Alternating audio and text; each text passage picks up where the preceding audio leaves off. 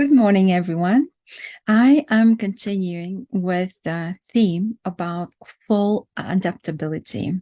Why is that? As a wellness therapist, I'm really interested into it because I've noticed that a lot of my clients have difficulties adapt to the new season, which reflects on their workouts, reflects on their routines, and finally, it reflects on their physical health, which I'm working with.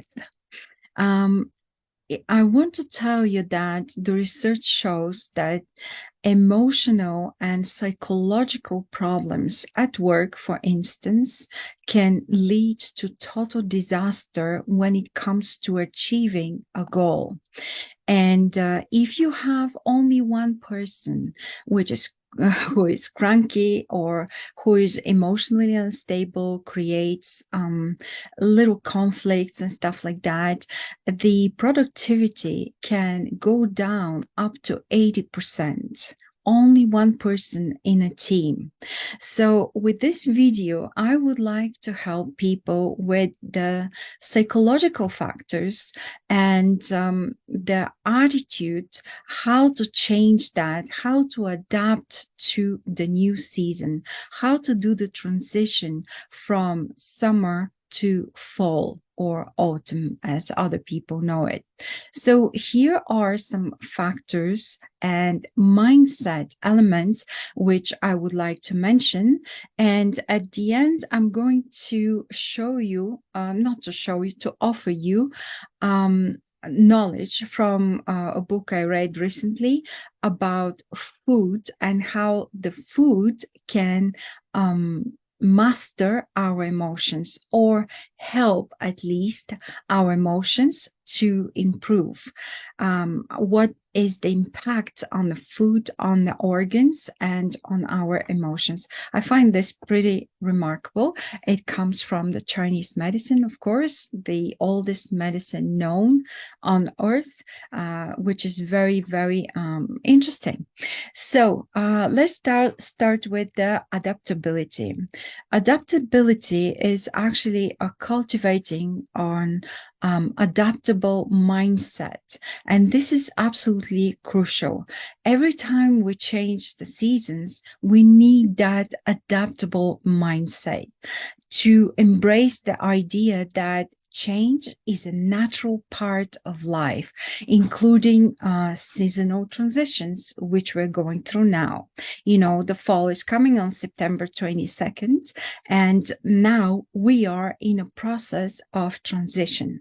It is still summer, but we have already leaves that show us that autumn is very close. We start wearing long sleeves because it's quite cool, never mind the sun.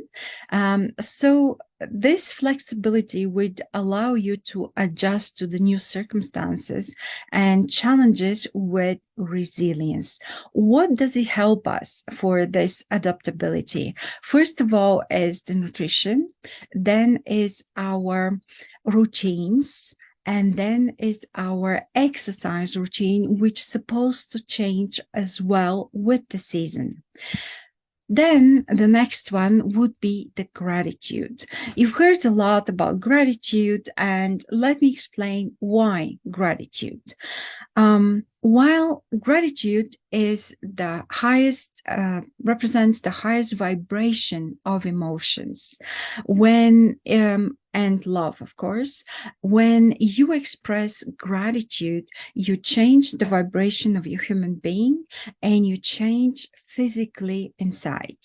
If you put a lot of emotion in this gratitude, you would literally change physically, and your brain doesn't know the difference between reality and a dream.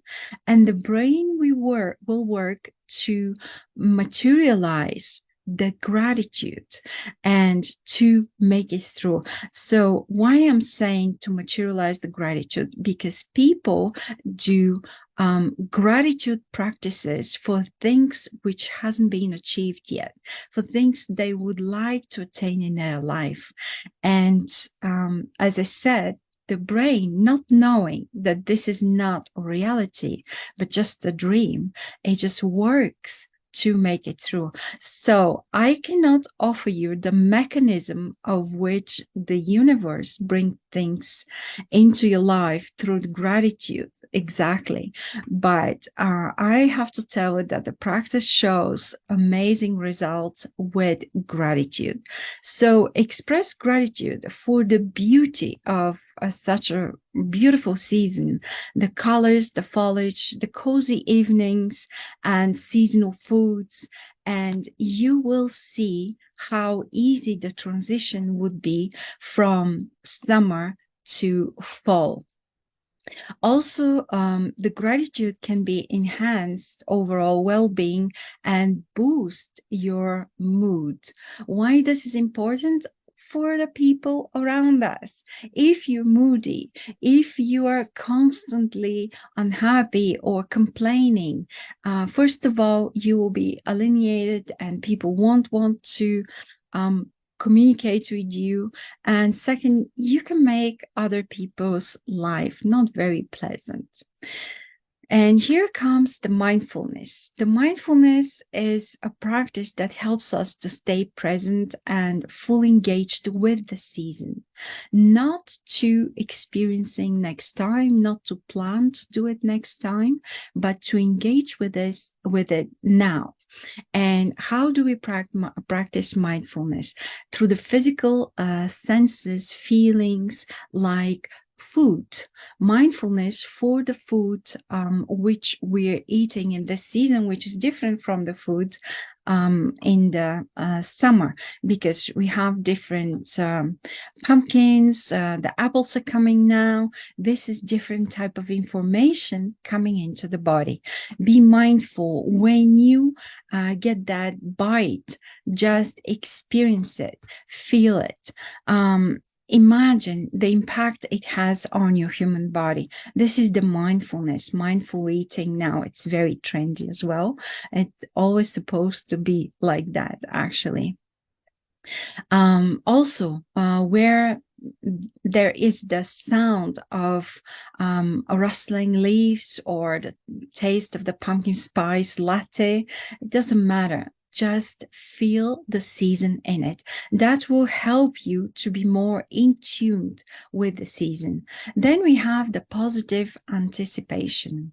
Look forward for the unique experiences and opportunities that each season brings you. I've mentioned before, this season is absolutely lovely for me because I feel more organized. Because the year is about to end, and I start doing different exercises to challenge myself, to see how I'm doing with my goals. And this is very exciting for me.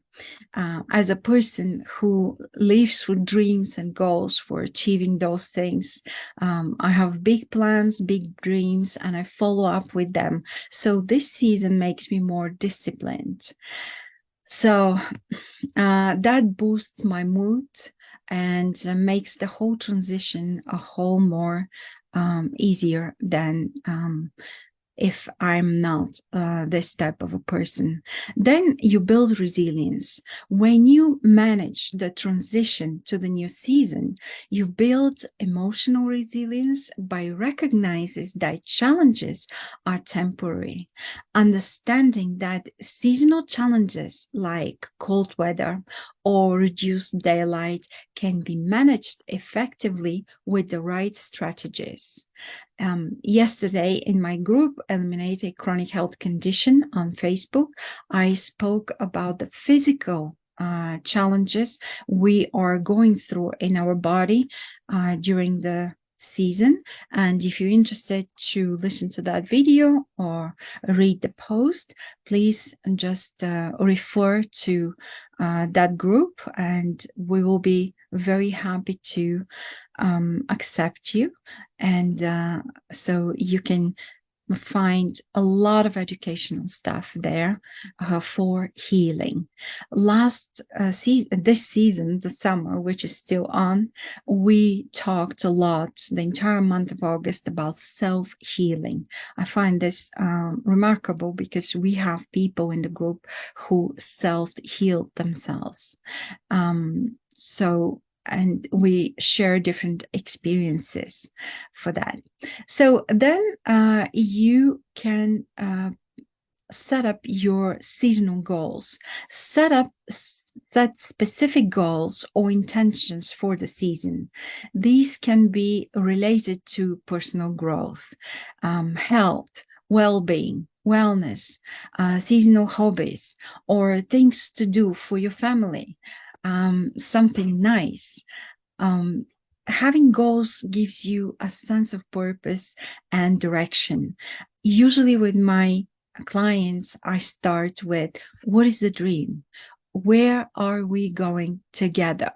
So this is very, very remarkable because it changes the whole emotional awareness of the client, excites them, gives them a positive expectation from our path together. And I find this great. And of course, the mindful self-care, prioritizing self-care practices that align with the season are very, very important. What do I mean by that? In my self-care in this season, I would do a lot of Tai Chi, Qigong. You can find those on the net. YouTube is full of people who are very good professionals and they offer good practices in Tai Chi and Qigong and yoga and all those self-centering practices that will help you to transit better through the fall season. Anything that promotes relaxation. And don't forget about the social connections. We are social beings, and maintaining and strengthening social connections with loved ones is crucial all the time.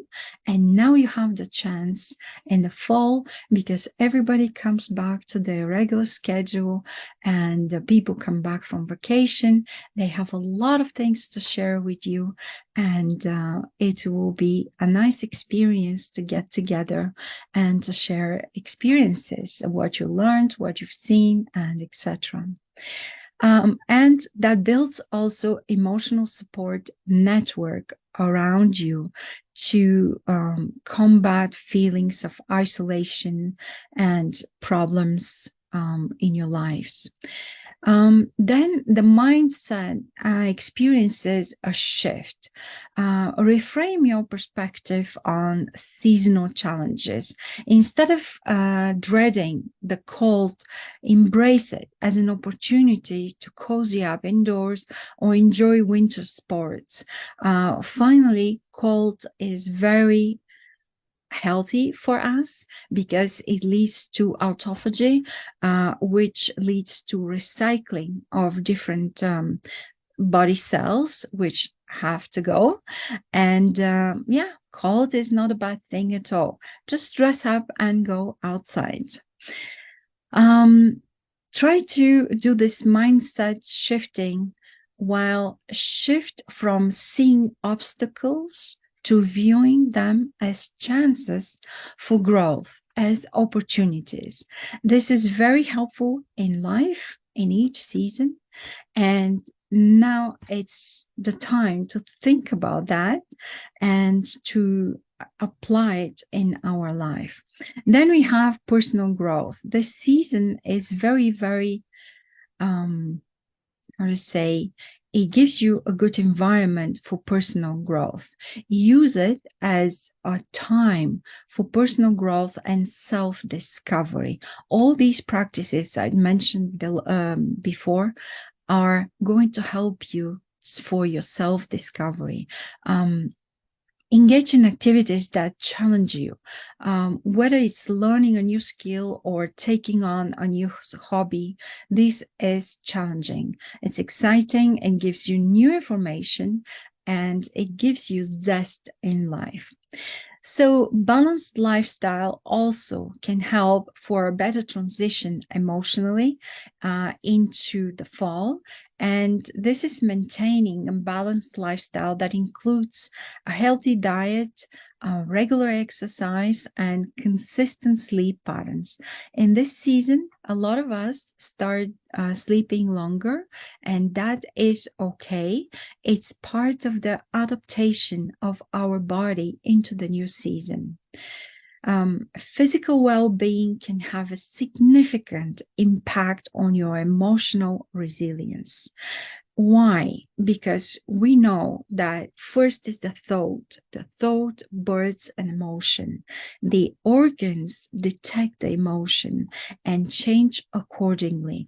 The physical changes according to the emotions we are experiencing. And as a wellness therapist, here is where I come and work with people in the reverse pathway. We work on the physical to improve the emotions and to improve the thoughts, to make them so they serve us, not that they make us sick. And of course, seek support when needed. If those don't work or you have trouble transitioning from season to season, just ask for help.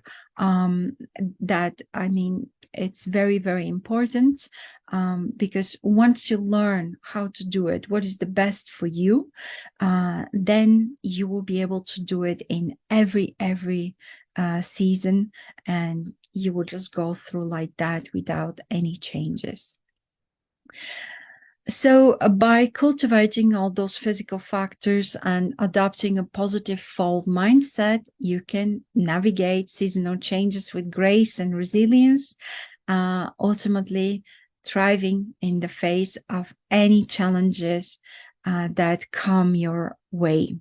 And here I would like to mention also, as I said in the beginning, from the Chinese medicine, a few interesting things which is good to have in mind. We have 7 emotions and the related organs to them. They say that the organs pick up on those emotions.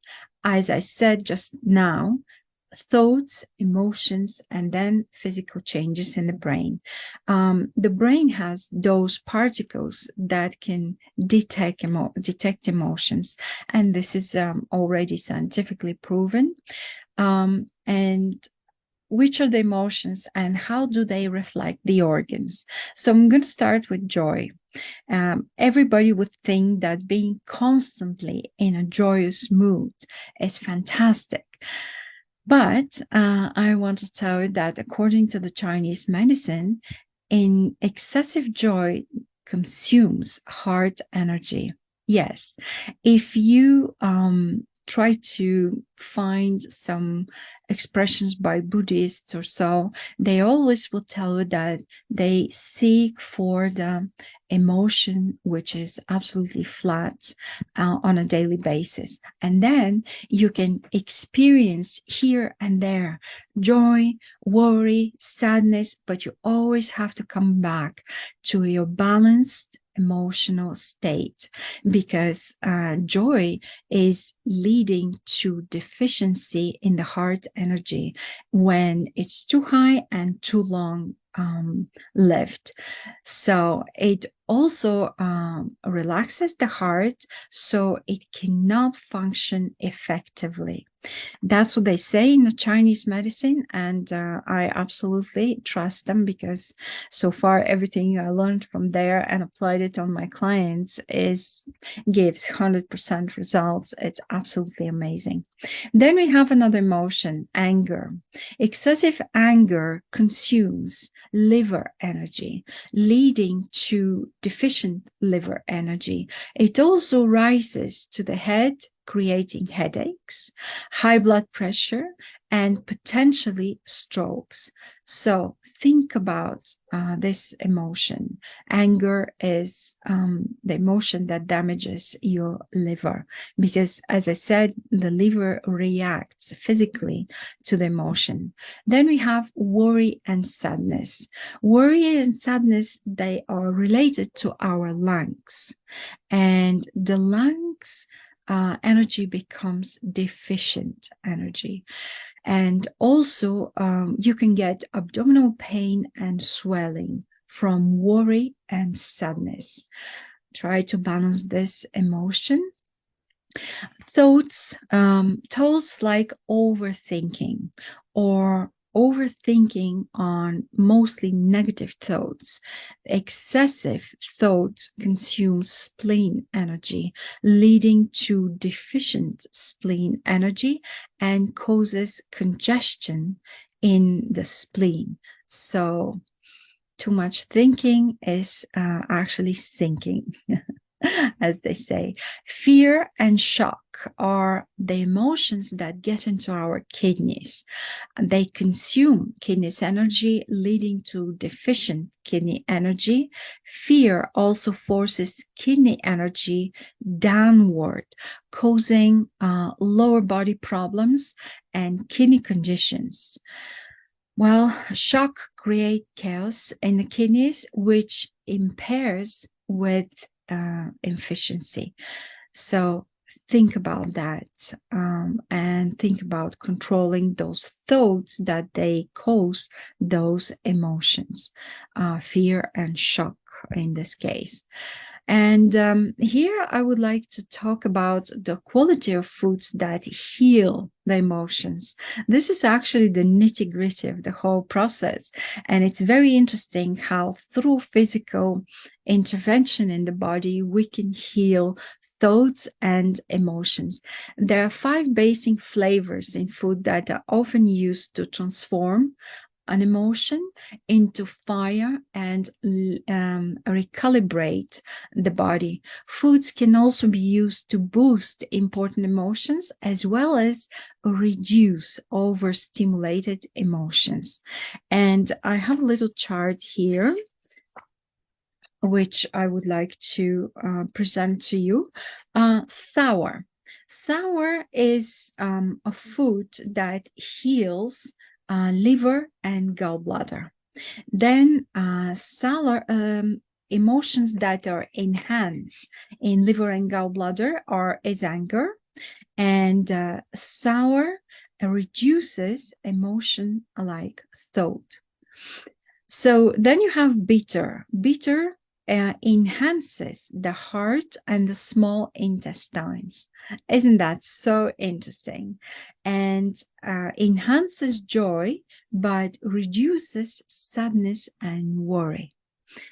We have sweet, which enhances spleen and stomach, and emotion that is enhanced in spleen and stomach are thoughts, and reduces fear and shock. Pungent relates to lungs and large intestines, enhances worry and sadness, but reduces anger. I want to tell you that there are different pathways of reducing, enhancing in order to balance all that. I'm not saying that you shouldn't experience those emotions. We're emotional beings and we cannot not experience them. We just have to learn how to balance them. And one more thing, the salty, which is organs related to kidney and bladder, and enhances fear and shock, but reduces joy. So, knowing all that, I know it's quite a mess, but if you would like to know how to use those in order to balance your emotions, please contact us or just join our group. It's called Eliminate a Chronic Health Condition. It's in Facebook, and we will be glad to know about your chronic condition and what can we do about it to help you. In the group, I'm posting a lot of texts and videos with different ideas for self-healing tips. I'm also chartered herbalist.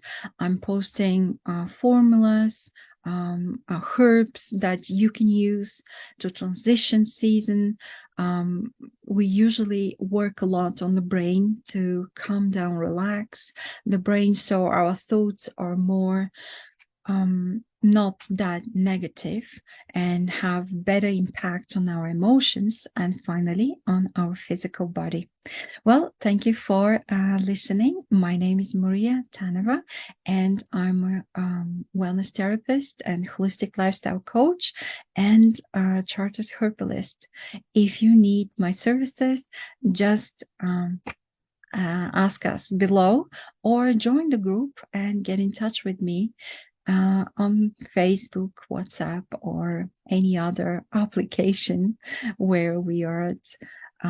We are on Instagram as the Holistic Lifestyle Coach, on YouTube as Eliminate a Chronic Health Condition channel, on Facebook, as I said, with the same name.